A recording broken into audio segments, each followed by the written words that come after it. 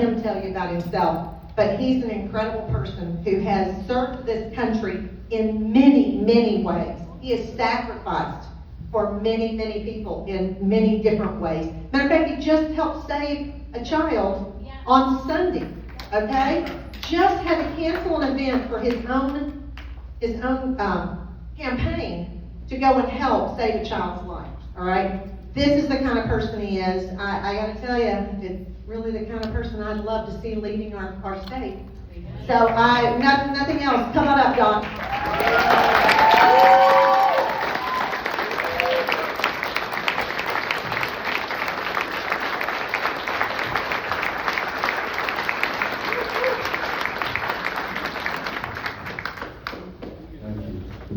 No filter at all.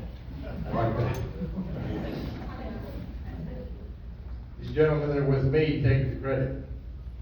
We were down in Houston and they came to me and said, we got to go rescue a kid. So it's over there west of was around Honda.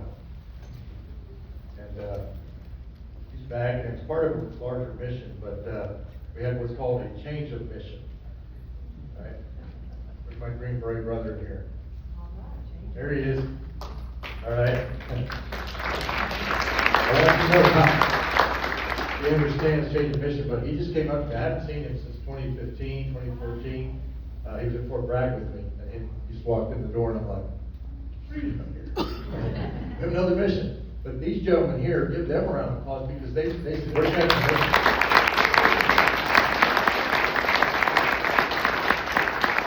Our very first day, it's a God thing. I don't know how God works. I don't know. I have no idea. Oh, by the way, my name is Pete Chambers, and I'm not a politician. I don't know how God works, but I know this. That our very first day that we were going to kick off this campaign was July the 4th. I was going to be on a float in Lakeway. I don't want to fall off here, but I'm going to recreate what I was going to be doing. Not me, right? But they wanted me to be on a float in Lakeway. I live in Wimberley. And we had floods, right? We lit out Matt, me and the dog. I think 0600, we're heading towards, we ended up in Ingram that first day, and there was a Blue Oaks RV park that was completely missing. And there were people in there across the river that ended up being an island. It was the middle of the river, but it wasn't an island before that. And the guy that came out there in the middle of the night tried to get them to come out, watched them wash away, 70 people. Watched them wash away. And Matt was the first one to find somebody that day. And then it continued with these gentlemen. And they found more and more and more until we got down to what we couldn't find. But that's closure for families, but there were people still alive on the sides of the river, some of them 30, 40 feet high in a tree. And so that's a change of mission. There's priorities. As a leader, you understand that you have to weigh things based upon how close the target is to you, right? Sometimes we in the military, these veterans here, thank you very much. Okay, thank you. Yeah, please. But you understand that if you're in the Navy, you're underway. You're in the Navy, you're underway. I'm not a Navy guy, but you're underway, and there's an iceberg in front of you. You turn, right? You understand that. You change mission. You change course. You understand the Air Force when a fire mission comes in, and you're a fast mover, and there's a bunch of guys like me on the ground, and we're calling for close air support to survive. But sometimes there's a change of mission. So as a leader, you understand that sometimes you prioritize things based upon what's in front of you. And that's just a fact of how we do it. Law enforcement, you understand this. Fire department, you understand this. EMS, you understand this. Moms, you understand this. Sometimes you got to change mission. Kids started a fire in the living room. I can go there, right? So I appreciate the judge's comments. I think he left, Judge O'Hare. I've only met him once before, and it is a man of honor. And I can tell he's truly got this county and you in the top priority of his heart. That's a gift. That's a gift to find somebody. It's a gift to have because he has a servant's heart. Right now, I'm a dichotomy because I'm a physician who then became a Green Beret and an infantry guy before that. So I have to balance that. I got to be hard this time, but then I got to have that servant's heart this time. Right? It's a very difficult thing to do because I was flight surgeon in the Green Berets, and they first doctor to go, and they sent me in there. I ended up 2nd Battalion, 3rd Group, the Bush Hogs. I went down range and learned how to balance that. Doing hard things. As a commander, doing hard things. Going into office in 2027 and having to fire half the people in Austin that work for the state of Texas. It'll be hard for them.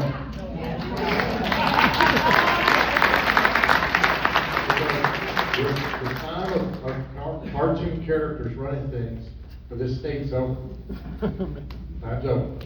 Right? We need serious people in there. We need people that care about this state, care about this nation, because the judge was right. Texas is a gem. It's a gem. It's a jewel. It is the target of many of these vectors of attack that are coming upon the United States. But Texas is the gem. It's the domino of the flyover states, the breadbasket of America. Oil producing, right? The energy of America. And we are not anymore somebody's investment tool. We're done with that. Texas is not an investment tool, right? It's not for sale and it's not for rent. Amen. It's for sale and it's not for rent. Because we have this called a Constitution, and it belongs to the state of Texas. It's the finest Constitution in the nation. Because I've read it, stem to stern. There's the most important part in here, and this is going to tell you exactly the most political power in the state and where it resides. Article 1, Section 2. All political power is inherent in the people. Right. Amen. I'm going to say it again. All political power is inherent. It's not mine. I'm going to be the senior public servant. That's what I'm going to be, right? When I was with Mr. Bannon on his show and other shows, I've said it now because I believe it. The word governor is too British. We've already looked at them. Right? We need to be senior public servants. We need to be servants.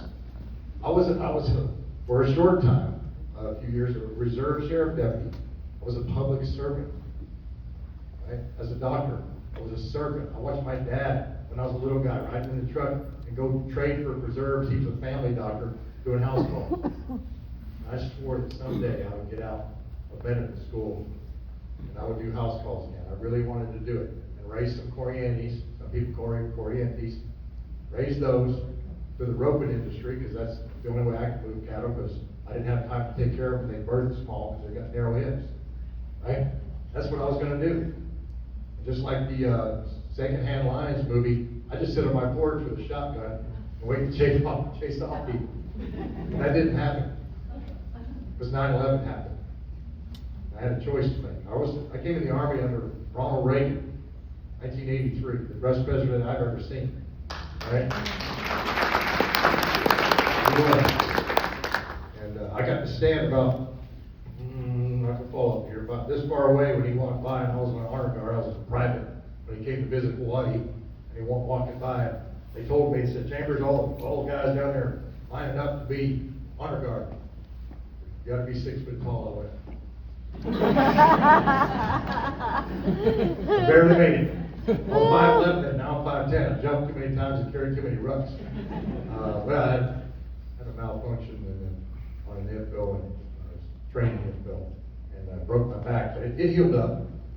I'm going to read the rest of this, section 2. All political powers inherent in the people, and all free government is founded on your authority. Your authority. That sets the conditions right there. It is the hierarchy of things. Now, you're not the ones that sit in Austin and have to deal with herding cats. That's really the Lieutenant Governor's job, Carlos. Good luck with the cats. Right? But I'm the one that has to veto all the crap that comes out of that whatever body over there that they want to call it. There are some good people in there, no doubt. Very few. I've met them. I testified before the committee down there in Kerrville when we had a joint committee on flooding and emergencies. And looking at people come in, they gave me 3 minutes. Fair enough. I got to explain that there's a better way to do things when there's an emergency. We could do an after-action review, and I would be willing to come in and help them with that. I've responded to a few things before. Tsunamis, hurricanes, 4 of them, earthquakes in Pakistan in 2005, where people want to kill me for being American, right? I can handle chaos. The way they handle chaos, by the way, is to control the controllables. I'll probably get back to that in a second here. Control the things you can control. A lot of times we get discouraged, we get demoralized, we get disenfranchised. These are all techniques that are used to overthrow a nation. But I've dealt with all these things, and when I was sitting there trying to testify to them, they said, okay, we have no questions, thanks. I said, well, would you like my after-action review? Yeah, we'll call you. All right, nobody's called me. You got a senior lieutenant colonel that has worked with the Texas National Guard for 8 years, in Operation Lone Star, in a hurricane, during the COVID debacle. By the way, I was on the staff on Lamar Street at DPS during COVID, for the governor's office. I knew what was going on from behind the scenes. Why, Governor? Almost say, why? Why'd you make us put on masks so early? Why'd you shut down our churches? Why'd you let liquor stores stay open instead of churches? Why'd you force vaccines? 6,000 troops on that border. I stood between the governor and those troops as their task force surgeon. Said, here's your informed consent troops. I bring them into the border 500 at a time.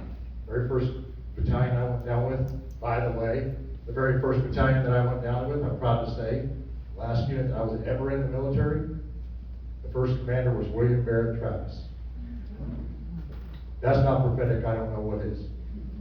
When I get to that unit, there's 6,000 troops, well, roughly 3,000 at the time, and here comes the mandates. I'm doing informed consents, Army regulation, experimental vaccine. And they say, Doc, 2-star general, we got to play this game. I'd like to do a lot of play acting. Doc comes in, look, kicks the door open. Why are you sending all the shot teams back to Austin? I was in McAllen. So, well, sir, it's experimental. I'm not going to give them to the troops. And none of them want to take it. So it's a waste of gas for them to come down here every time. That was the third time that I sent him back. And he said, Doc, I love you. Get with the program. So get with the program, sir. All right. Well, here's the numbers. I got the whiteboard right here. These are the ones that take the shot. They're sick. These are the ones that are not be able to go to duty. We got to be, we got to be mission ready. Blah blah blah. And we played this game. It's called rock paper rank. It's a lieutenant colonel. It was a 2-star. Guess what happens? You won. Well, in the long run, unfortunately that day, I lost my job. Because he said, Doc, it ain't about the science. It's about the policy. We look terrible. State looks terrible. Got 7 people that taken out of 3,000 informed consents, 7 people took it. And I said, well, sir, I think that's victory. Because you're going to find out that you can probably take hydroxychloroquine or ivermectin. I came from Africa. I knew it. But, also, then they put me in this closet, it's about the size of this right here, and said, and they took me out of my special forces unit. I was in a special operations detachment in Austin, over there by B Cave. And they said, no, you don't get to go back to your unit. We're going to have you stamping physicals up here at Camp Mabry in Austin. That's all I'd be doing, stamping physical, reviewing. You kidding me? I went straight over to Alex Jones and said, I need to get on your show. That's what happened. And I testified, SEALs versus Lloyd Austin. Guess what? Green Berets are always rescuing SEALs. The fact. Right, brother? So I went and testified for the SEALs versus DOD. I was still technically in uniform. I was trying to retire. I got a call from the Pentagon. I got a call from SOCOM. Then I got a call from USASOC, United States Army Special Operations Command. You're going to testify against the DOD? You know what that's going to do to your career? I'm like, I'm getting out. I don't care. I testified, told the truth. There were 4 people in the Department of Defense that testified, medical providers that testified about the shot. 4. I think we got a few more than that. The reason I'm telling that story is not to go, hey, wow, Pete Chambers is a great guy. To say, do you want somebody willing to take the position of the governor? I've read the job description, by the way. I've got to protect you from D.C. and then I got to protect the rest of the state from Austin. That's my job. Yeah. You want somebody that's going to go up against the federal government and say, no, you can't do it? I respect the president. Always have. I'd take a bullet for any one of them as a soldier. But right now, I'll take a bullet for any one of you over them any day when it comes to verbal bullets going back and forth. I've got to protect you. That's my job. A commander is responsible for everything that happens or fails to happen. I learned that when I was a private. class judge, Jesse Canonis, Fort Benning, Georgia. Chambers, you're in charge of first platoon. I'm like 18 years old. Well, my best friend, name's Chambers, lost him to Vietnam. You're gonna be first platoon leader in basic training. Wasn't serious, but it was. I learned how to lead people as 18-year-old. You're responsible for everything, the good, the bad, and the ugly. And when it's bad, you gotta fess up. You can't point fingers at the local communities and say, no, they're the ones raising taxes. Let me tell you something. There's a thing called second and third order effects. What happens in Austin affects that. When a governor says there's an emergency, and there's many times when emergencies have been declared, and they don't pull them off quick enough, taxes go up. Saw it happen in Kerrville. By first week, Kerr County was already increasing local taxes. People still in the water, underwater, families, children, right? Vehicles with people in them, for raising taxes. Heartless. But when a governor sets that tone, then those things roll to that position to where there are times when Texas has 200 out of 254 counties under emergency declaration. The fires are gone, the floods are gone, Hurricane Harvey's gone. We got $30 billion in an emergency fund, just in case, rainy day fund, but it never makes it in to help the people, right? At the local level, there was legislation that did come through in 2021 to have money ready available to help people with their homes. You ask the people in Sandy Creek what happened to them. One of the worst fiascos I've ever seen. Where they were washed away. The governor rolled out there and got on the bridge and sat there and looked at it and said, we're going to help you. It took them another 2 weeks before the first person showed up. Okay, Texas Department of Emergency Management failed. But that's what leadership felt, because the governor is responsible for that. You've got to take responsibility. Which means, what does that look like? It looks like me, 12 of May 2004, Iraq. I just happened to be sucker punched by an IED that blew up my truck. Somehow I survived it, right? I had the most attempts on my truck, so what do you think happens to those people? They get blown up, and that's the target. I was the commander. 3-vehicle convoy, lost my gunner, he was right next to me. He took 90% of the shrapnel that should have killed me. Jeff saved my life that day. 12th of May 2004. Record Mike Bravo 456078890. That's the grid. Just have to remember it. A year later, I went to see his mom. I'm going to tell you about the responsibility as a leader. I didn't have to go. It was a memorial. I was a captain. Flew out to Washington State. I said, ma'am, I was his commander that day. I'm responsible for what happened that day. You can hate me, you can hit me, you can do whatever. But anything I can do to help you with your bereavement process, I'm here. And she looked at me and said, live your life like Jeff's life mattered. Live your life like Jeff's life mattered. Now, we've been talking about Jesus here today, so I'm going to tell you, he's a friend of mine. Right?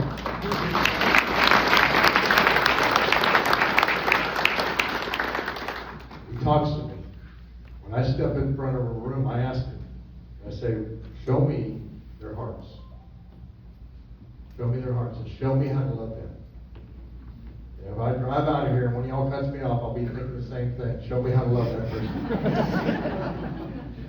When I look at this room and I see friends that I've known for a while, Republic of Texas, love you. I see people from Amy Seaver's group, love them.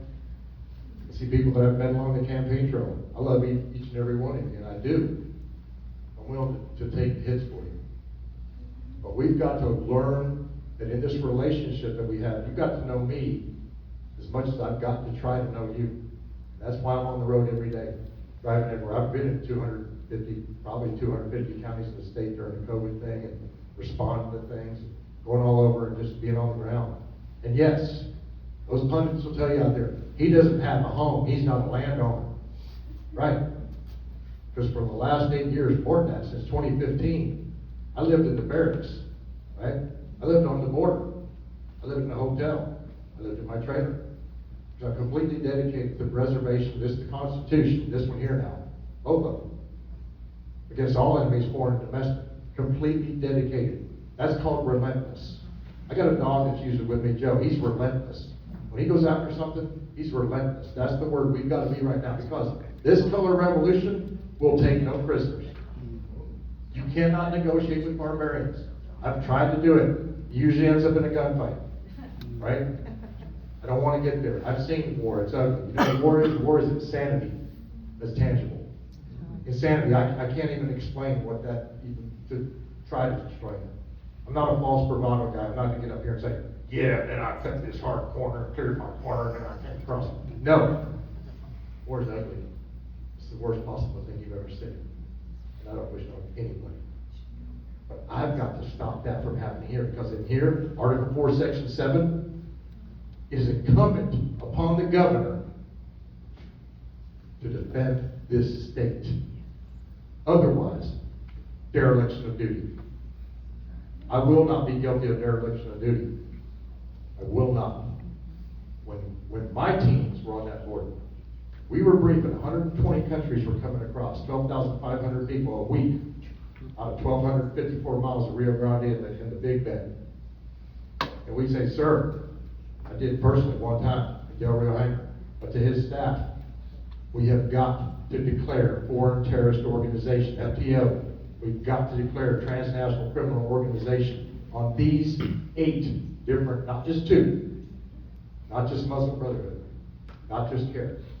There are at least 8, and I'm just talking about in one particular problem set.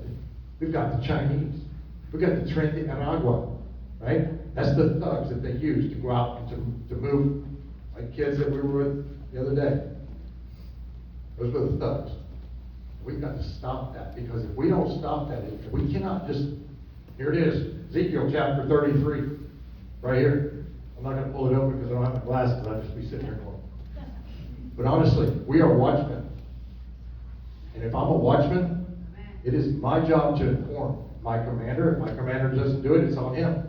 It's what happened to us on the border. Hey guys, he said no, he's not going to do it.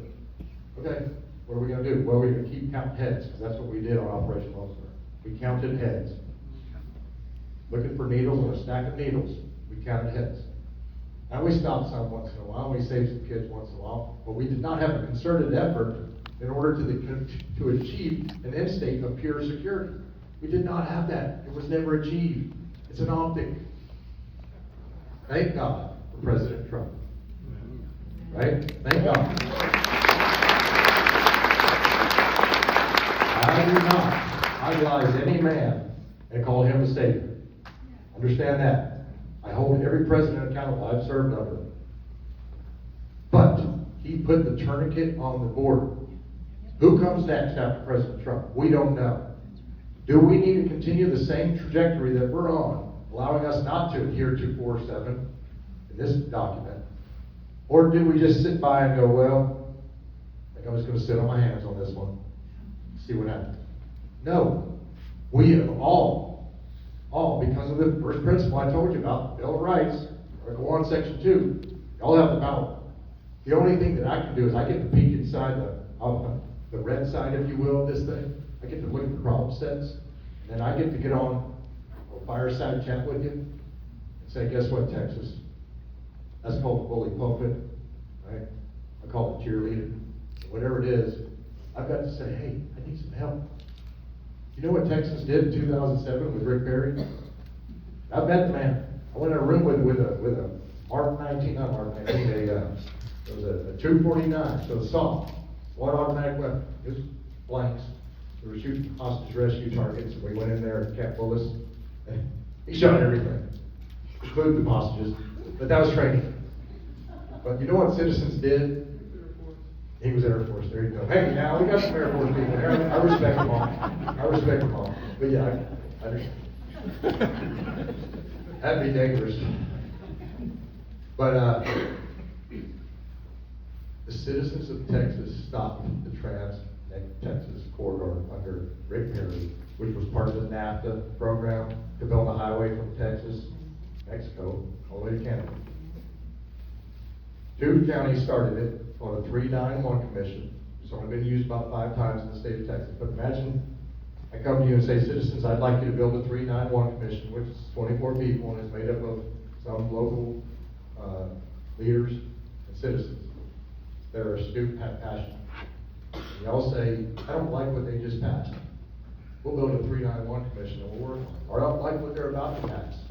build a 391 commission. And all I have to do is just prompt you and say, let's go, let's roll, right? Because otherwise, we're not doing true, what's the word again? Constitutional republic, that's it. Right? That's it, because that's what we are. We're not a democracy. Not, if I hear another person say that on the news, I'm going to throw the TV out the window. Because it's not what we are. Right. What we are is a constitutional republic. The Republic of Texas, by the way. The gem, the jewel. But a lot of people fought on 24 February 1836. The gentleman that commanded my first unit said, all Texans and Americans in the world, fellow citizens of patriots, were seized on all sides by enemies under then Santa Anna. But now it's not. Now it's principalities, rulers of darkness. Major category. Subcategory. World Economic Forum. You won't see me at Davos. Unless I'm going to rope somebody up and take mine. Yeah. You won't see it. Matter of fact, you'll rarely see me go past Beaumont. Definitely not going to New Mexico. Got family in Oklahoma, don't hold against me, they're great people. Go to the Rio Grande, I'll do the red. That's it. That's the limits of this area of operations, if you will, called Texas. But William Barrett Travis went on to say that I'm calling on you in everything dear to the American character to come to our aid with all dispatch. What does that mean? That means you're decisively engaged. You're black on ammo. You know that nobody coming. You pray. You do what my soldiers said to me one time. Tagab Valley, Afghanistan. I wasn't even the commander. I'm just their doctor trying to plug holes. He said, boy, I sure hope they don't attack. I said, son, hope is not a plan. The plan is we have to build it. We're building this plane in flight. We're doing it right now. We're ready to go day one. We have task force, tax task force, H-1B task force, F-1 visa task force, DEI task force, batteries in the ground task force. That's our lithium batteries, by the way, that'll burn forever. You can't put them out. Set off caustic substances that'll kill people if they're within a municipality, and they are. We have an AI data center task force. We're building back the Texas State Guard, back to where Bowie, when he started it, the State Guard, not the National Guard, the State Guard, which means it's not under Title 10 or Title 32, which means that the next time somebody has an undeclared war in D.C. and wants to send everybody from Texas because they know we're the only ones who know how to fight, right? But they decide to do that again? No, we have the Texas State Guard. And every member, every able-bodied man in the state of Texas, all the way up to age 65, I'll move it up to 85, there's a reason for that. Everybody in that unit, Texas State Guard, will pay 0 property taxes day one. You imagine that. Just imagine that. Now, that's going to ultimately end up where we'll have 0 property taxes for everybody. We can't flip it on its head until we actually do the audits to find the fraud, waste, and abuse. Because otherwise, we've got a big problem. We've got smart people looking at it, 4 teams. I wish I could say I could do it day one, but I can't. But by day 30, you'll have a vote on it, exactly what the first percentage will be. Because there's one thing that I'll do different than the incumbent. People ask me, well, what are you going to do different? You can tell who's the people. I don't mean this is an election. We fought for that right. You say, okay, what are you going to do different? I won't lie to you for 11 years. Yeah.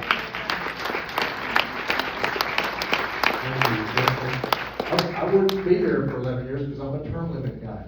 I believe it needs to be in law. I believe that we should elect our Secretary of State.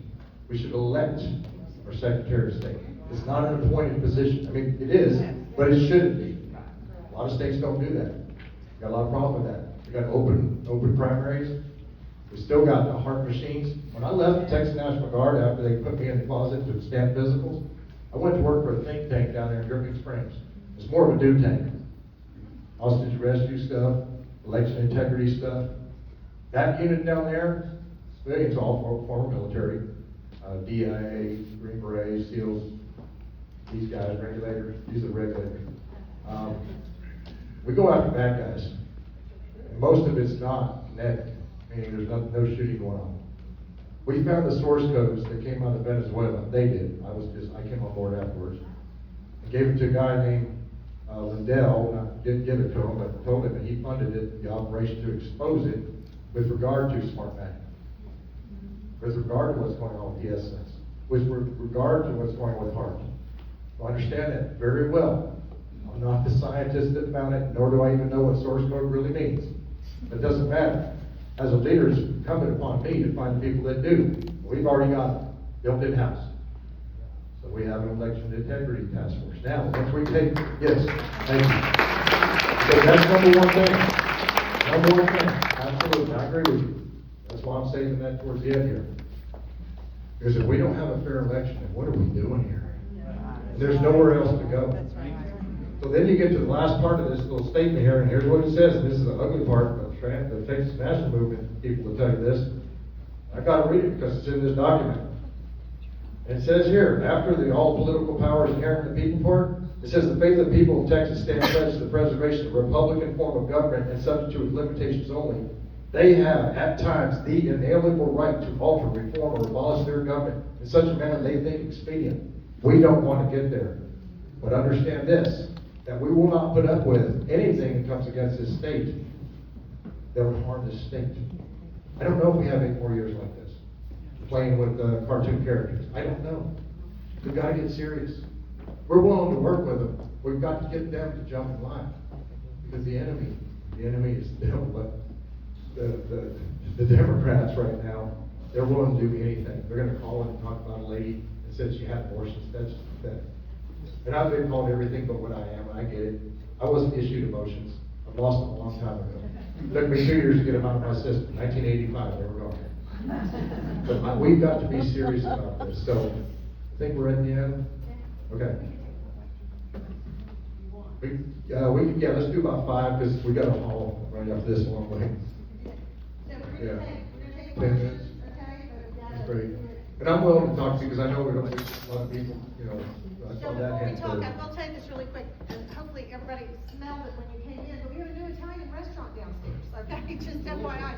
So we do have to be out of this room at 8, and we'll get there, we're fine. I do need about 10 people to stay and help put chairs away, put the room back the way it is, so we get our deposit back, that'd be really nice.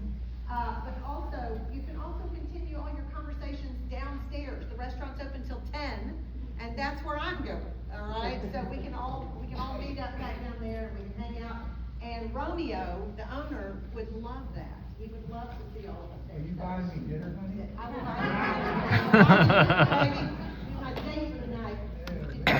Yeah, so after election integrity is all fixed, so we can please fix our schools to get our kids back to a normal range. Our schools are just messed up. Can you be more specific? We got the head of our Lieutenant task force General. right over here. Okay, that's Yeah. very general. All She said yes. Yes, Andrew, raise your hand. I'm gonna look at Andrew and you hold him accountable. He will Yes. be in charge. He's a school I'll take teacher all that questions afterwards. I'll take all Coming education to questions. you afterwards. Yes, ma'am, There's a- please do. There's a white paper Thank that's on you. there. Look, don't believe anything you read. You've got to understand that we've got to have action, right? So we've got to be action figures with kung fu grips.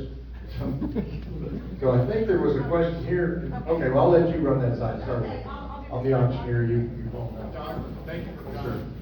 I appreciate it. I've been on the battlefield. Boyd Curry, first 160th Task Force out of Fort Campbell. Sir. So thank you. Courage is contagious, so I appreciate you standing up and leading the way. I work with a company that goes to construction sites, and I know, I speak enough Spanish, and the guys tell me on the site, how many guys here out of 300 people working this job site are illegal? 80%. 80%. That's theft in the largest degree. Largest degree, yes, sir. What are we going to do, or is there a plan to remove these illegals so we can get young guys back jobs? Absolutely, yeah, and that would be, honestly, it would be a weekend dissertation for us, but honestly, there is a plan. It has to do with F1 visas, that's not just for that, that's IT and financial sector. So we're talking about, first of all, we've got to tear out the serious bad guys out of the state. Look at Colony Ridge. I flew over it the other day on R44, right? So we're looking at that, 100,000, 150,000 people in there right now. 18th largest city in Texas. It's 90% illegals, and there's some bad people in there. Sheriff's fatigue going in there all the time, having to try to, but they've got to go in there with a SWAT team. You can't, it's not like your typical. So yeah, the plan is there. Part of the state guard will be attached to that because a lot of former LEO that still have credentials can come on board, but it doesn't tax the local. 'Cause sometimes you have sheriffs that don't work with the governor. I've seen it personally on the border. There's some that are good, there's some that are just downright part of the problem.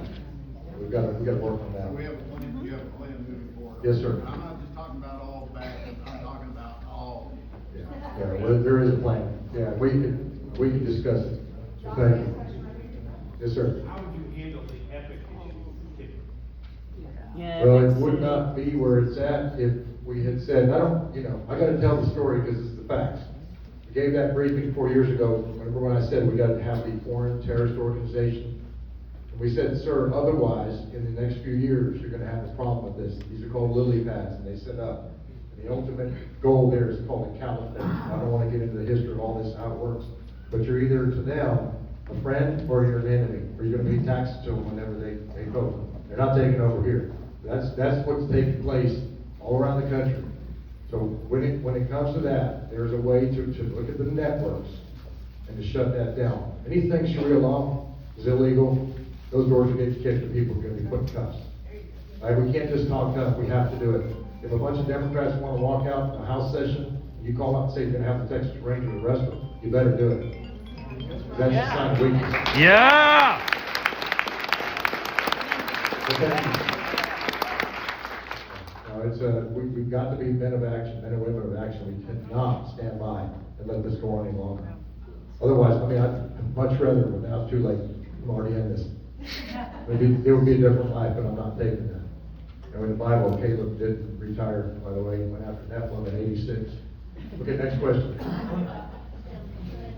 Yeah, I'd like to hear you speak more about like the H1B, H4, F1, OPT. Yeah, I'll give you. You're going to Plano soon, and Yeah. that direction, like if you drive there, just pay attention to all the different types of buildings. Yeah, it's changed, hasn't it?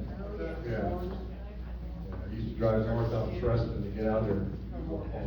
Yeah, 40,000 foot view on that. So H-1B visa and F-1, as you bring people into college and they come in and they go to graduate school, right? So universities, two of them are egregious at this. They're allowing those F-1s to then go into graduate programs. Nothing wrong with that, but they're giving them the teaching assistant jobs. But then, that's the why part of the point. Then they get put into the H-1B. Now then the H-1B, they're enterprise applications, SOX, federally mandated training that they took in whatever country that they came from. That's allowing them to be a step ahead of Texans, young Texans, who are smart and can do technology skills, but they don't give them that training in high school. That can be taught in a year and a half in high school. So you take a 16-year-old, you say, I'm a Bowtech fan. And you take a 16-year-old and say, you want to go to the Army, you go to the Navy, Air Force, you want to go to Bowtech? Not everybody needs to go to college because it's a waste of time most of the time. Woo! Especially Woo! because otherwise, I've seen a lot. Anybody in the technology sector in Texas will tell you, those schools are not preparing them for them. They do not put them in jobs. Yes. About 60% of them don't. So then you take those kids, those young kids, and then me as governor, I say, we're gonna de-incentivize you, XYZ Corporation, we'll just call you, BlackRock, Investment Corporation, and say, we're gonna de-incentivize you because of your ESG, your DEI, and all this other stuff. You're not hiring Texans ratio correctly. And so then, right, now they're paying more taxes, right? So that's the way that we can handle it. Because I cannot, until we get to the ring with the federal government, I'm not writing strongly worded letters. I cannot go up against the immigration laws because I'm the governor of the state of Texas. I can't do that. But what I can do is go up there and sit down with them and then make coalitions between our states that are with us and have a central coalition, because you've got to work together. I'm already talking to people running in Oklahoma. I'm talking to one in Louisiana. We've got to have those coalitions be strong. That's what leaders do. We force multiply. So that's how we do it. But then we utilize the citizens to then come in for those bully pulpit moments to move legislation quickly and whatever commission that we're going to create. Those commissions will be permanent. They won't just be part-time. But great question.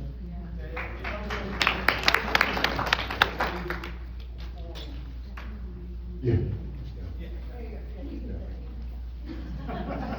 Wait. It's okay. Thank you very much, then. Oh, absolutely. And good to meet you. All right, this is, the last one, or? I'm gonna end on this one. Yeah, that's, one more after this. Yeah, a lot of us. Well, I'll meet any of you on the side, because I've gotta get a lot of hours from here tonight. A lot of us really like a lot of things you're talking about. You're talking about a lot of different issues that really resonate. But you're going up against Cabot, he's got unlimited funds. Yeah. And so not to get ahead of ourselves here, but many people are saying this, would you ever consider running for chairman of the Republican Party in Texas? Wow. Well, you know, I've got a thing that I call a PACE plan, primary, alternate, contingency, emergency. So the primary is the win governor, right? Alternate, whatever that may be, is whatever it is, but I respect that, thank you. Yeah. Because the tactics we're using right now is Thermopylae. We're bringing them into a narrow pass, we don't have the funding, we can't. There's no way you get name recognition from August the 1st till, March the 3rd. By the way, that's, second is of March is Independence Day in Texas. The 3rd is gonna be Liberation Day. Yeah!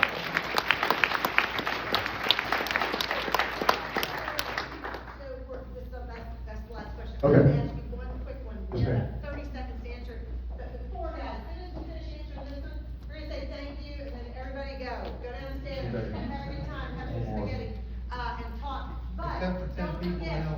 except for 10, or whoever will finish talk, please talk, please talk, please talk. And put money in the box and And stuff. please donate, please. So my last question is, what do you, Yes, what yes. is your plan? You only have 30 seconds, you gotta have a good plan.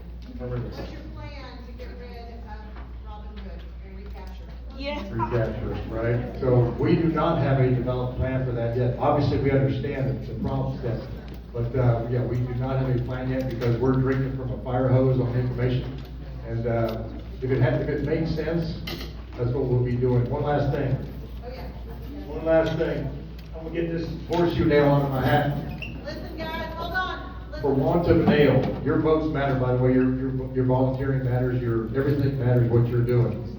This is a horseshoe nail. For want of a nail, a hoof could be lost. For want of a hoof, a horse could be lost. For loss of a horse carrying a rider with a message to the front, a battle could be lost. For loss of a battle, a war could be lost. For loss of a war, the Republic of Texas could be lost. And for the loss of that, the rest of the nation goes. I don't know how long we have. I'm not trying to scare you. I'm just Ezekiel 20:33 watchman. This is just the facts. So remember that nail. Thank you.